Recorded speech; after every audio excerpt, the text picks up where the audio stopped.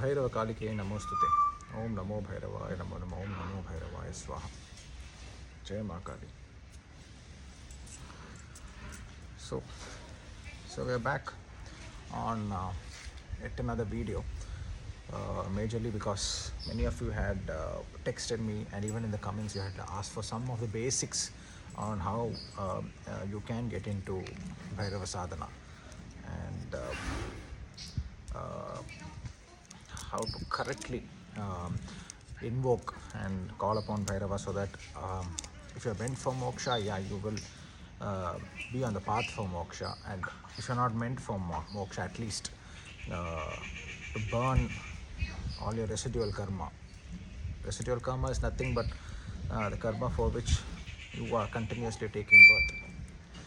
You are continuously in the cycle of life and death because of residual karma. Somebody who has burnt all their karma, and if they're still taking birth, it is only because there is some divine need for them to take a birth. There is some specific purpose for which they need to take a birth, like avatars, great rishis, all of them, they might still take birth in spite of being out of the Kala Chakra, the Karma Chakras, but they will still be back.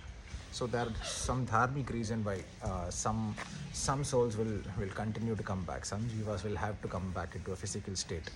So if you feel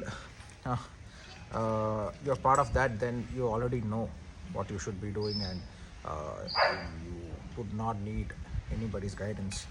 And you are only hell bent on your purpose for which you've come here. But if you do not think you're part of that, and you want to get out of the cycle of life and death, so that is where the crux of Bhairava Sadhana begins. So, as Kali Yuga progresses, if you look at the last 1,000 years or so, it is majorly the Ugra Shaktis that started taking a hit. Be it during the times of Britishers, anybody who they felt that they were extremes and they would not fit into the societal norms, they were first removed. So, in this category, the first few people who they could list out is the ones that lived in the smashanas. Because the Britishers obviously couldn't make sense of that. Why would somebody want to go and live in a smashana? Because they found them weird. They couldn't make conversations or make sense out of it. And it was part of the Kala Chakra of this land itself that all Ugra worships, all protection-oriented deities who had all the energy and the Shakti to defend this land from invasions. They're part of the Kala Chakra. This all got decimated, and they were meant to go. So over the last few centuries, you would find that Bhairava Upasana became smaller and smaller and smaller, and Saumya deities, deities who are more about love, more of who even somebody from a different alien land could associate with. These upasanas of these continue to that's just my dog, continue to flourish, whereas Ugra deities, they started reducing. But somewhere around, in my own, I have my own personal calculations by which I feel the Kala Chakra was roughly till around 2018, and post which you would see a huge upswing in dharmic activities, and subsequently the Bhairava Sadhana. Bhairava, because like I told you, Bhairava is the god for Kali Yuga. He's a god that takes comes into his full form when there is a procedural collapse.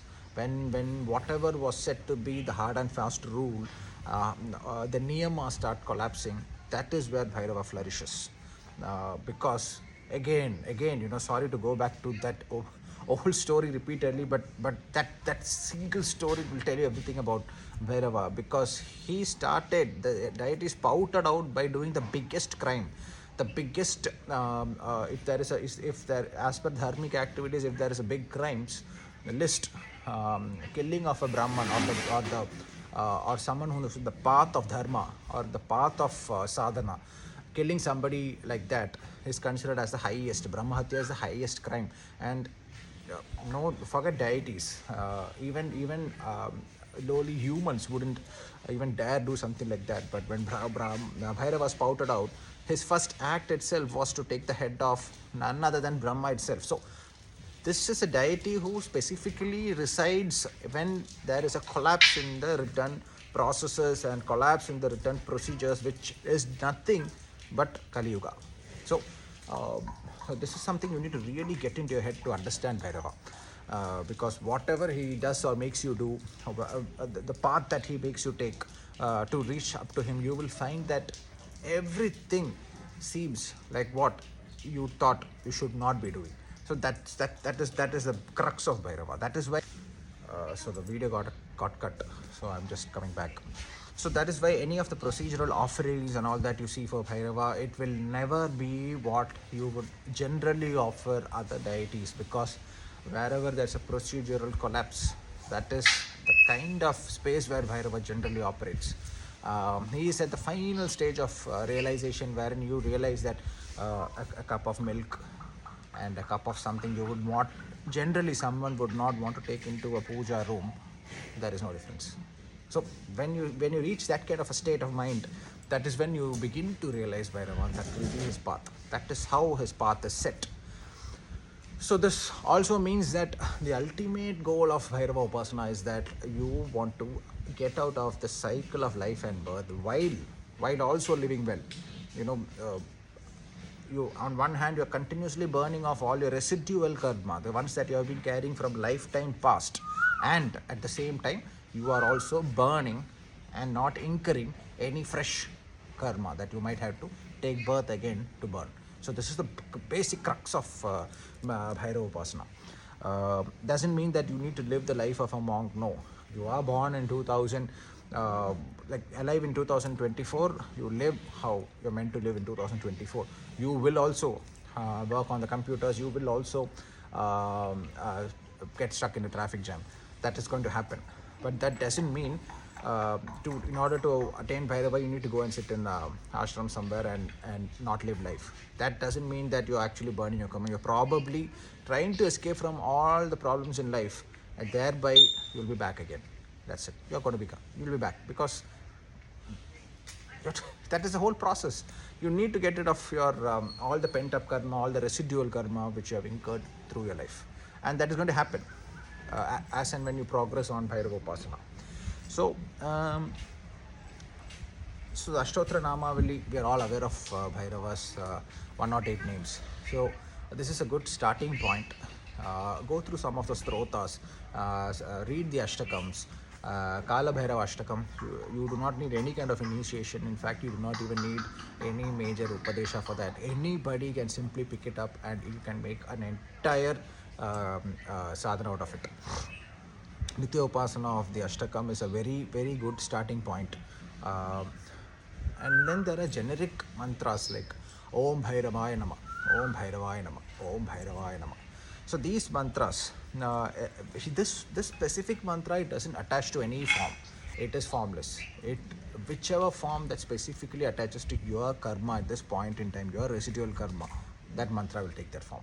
So if you are someone who's come to a state wherein you will be going through a rapid progression, and you will very soon be coming face to face with the sadhana of Kala Bhairava, because you're more or less done with all your karma, you're lived well, had a pretty decent life, then you will find yourself drawn to him very fast by a year or two, or probably even before you hit the third year mark, you will fall completely for the form of Kala Bhairava. But in the initial stages, don't get hung up onto specific form.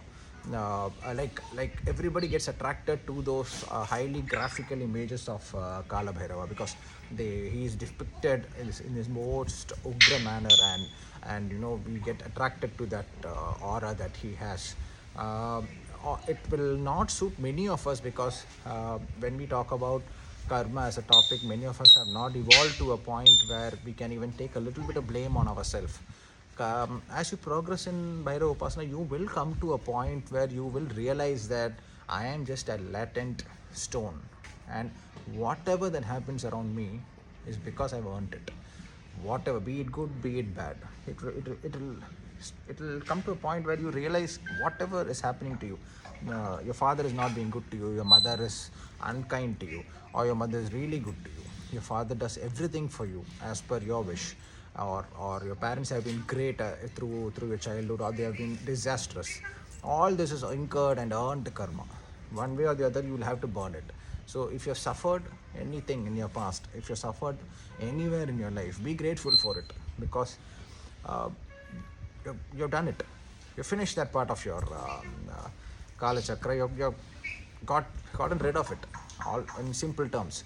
But there is a catch to how you burn karma, because do not crib. Once you get into Bhairava Upasana, get out. This is a pro tip, okay? Do not crib.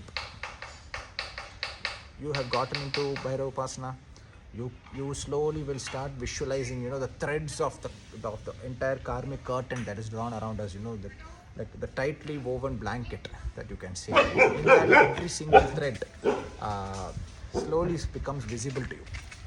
And as it becomes visible to you, you will be able to make out the karmic links. This will generally, for some people it can start by 11 days of your upasana. For some it is already there, and later on they move to Bhairava Upasana because they're drawn to that energy, because that is why they're meant to be. For some it will take a few years.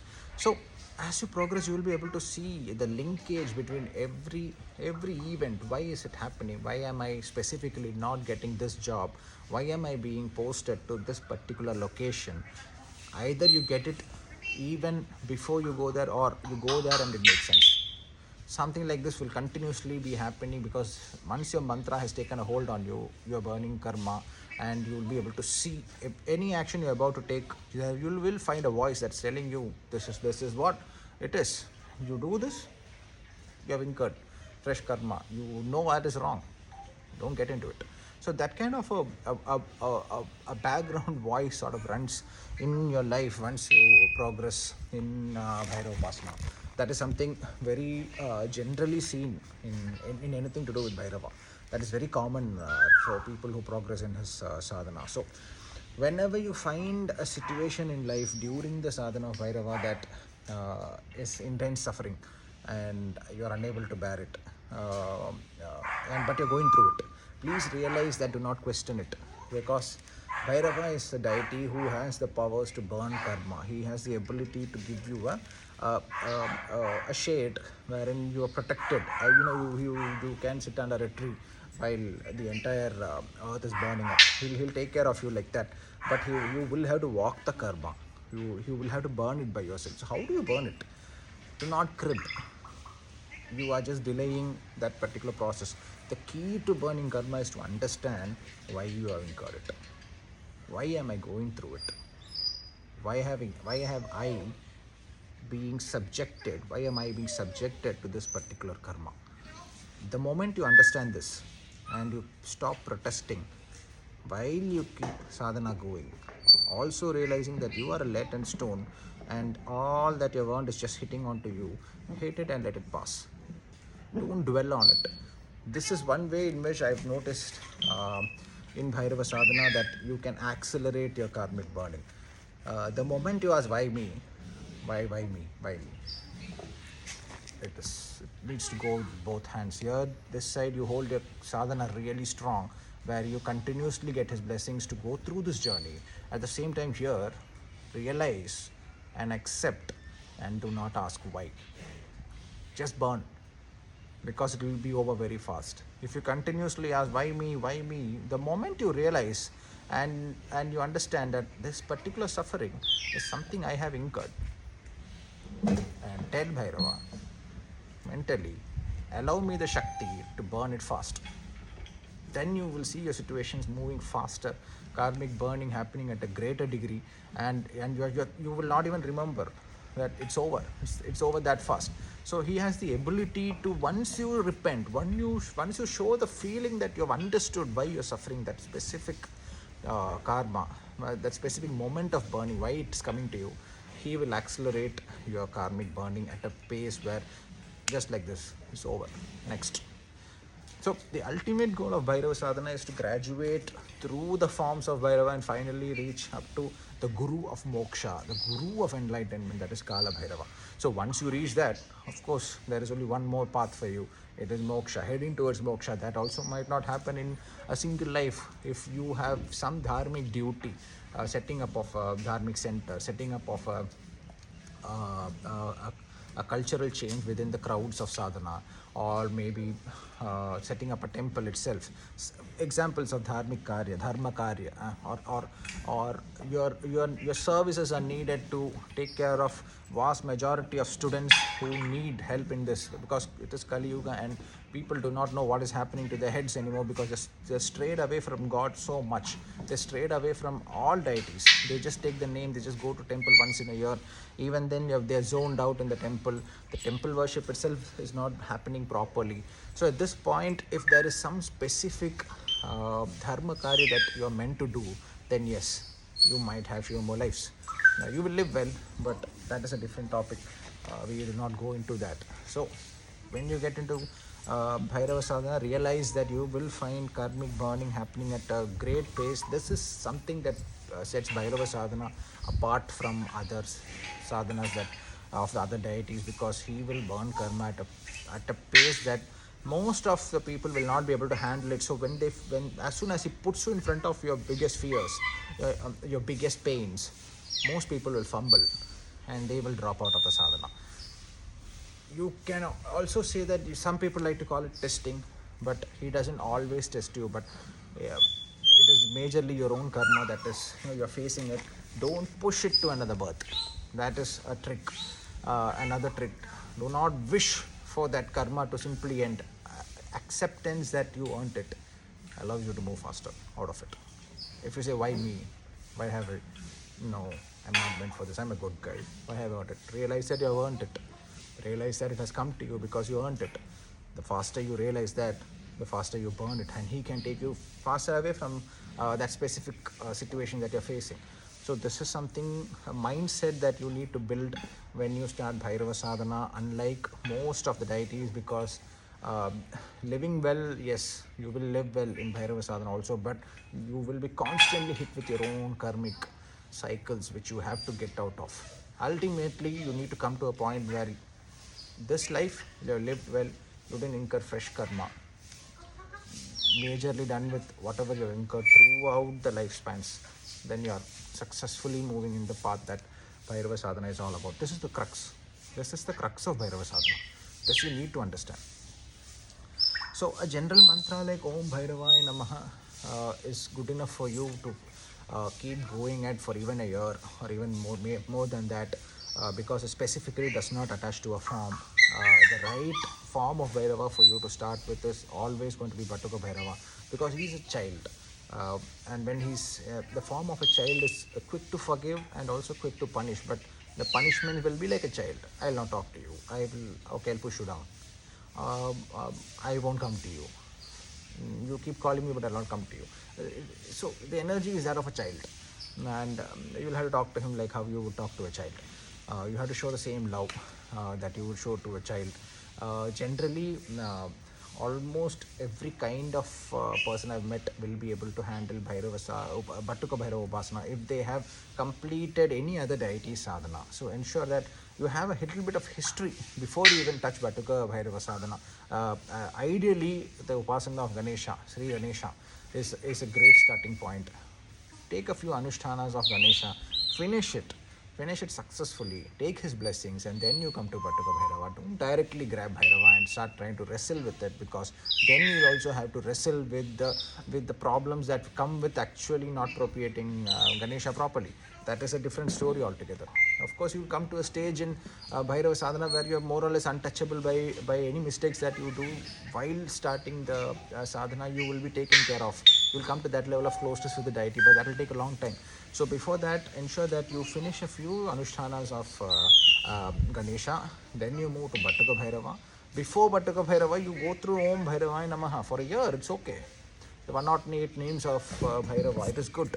These are all how you build your base, because Bhairava is his biggest energy. He contains the energy of Mahakala. And for you to seat it on your head, you should be ready to take the karmic hits of your own births through your lifespans. So in a single video, I think it might not be possible to go more than this. So simply the crux of it, also ensure that you take up Vatuka Bhairava Kavacham, recite it n number of times. At least once is compulsory. You can do it 10 times in a day, 20 times in a day. Just do it whenever you get time. When you're traveling, you don't have to say, when you sit down for sadhana, do it. But otherwise, when you're generally traveling, also just read it 10 times. It's okay.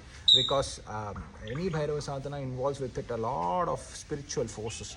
Bhutas, Pretas, Pisachas, and because there are many, you need to understand that there are many beings that are not having a physical body who want moksha, and they're residing all over you. The moment you start propagating Bhairava, this is a problem you will face. You will think that you're burning your karma and that is why you're having problems, but it is the bhutas that are just surrounding you everywhere. It is the pretas, it is the pisachas. Their energy also you should be able to contain, because they should not overwhelm you. If they start overwhelming you, you will simply feel tired. You will simply feel depressed. That is not your karma. Simply feeling depressed is not you burning your karma. There is something else at play, especially if you're in Bhairava Sadhana and you're depressed all the time. You don't have the energy to get up and go there. Then you're just needing to perfect a Bhattuka Bhairava Kavacham is the fastest acting. Just start into it. What else? I think majorly we covered all points for you to start. Just start off Bhairava Sadhana. There are some other parts of Bhairava Sadhana which you can do. Probably we'll have to look into it in another video, that you can club on the exact procedures of Bhairava Sadhana. I think that's all for today. Uh, any questions you do, please drop it in the comments. Thank you. Bhairava Kalki Namostute.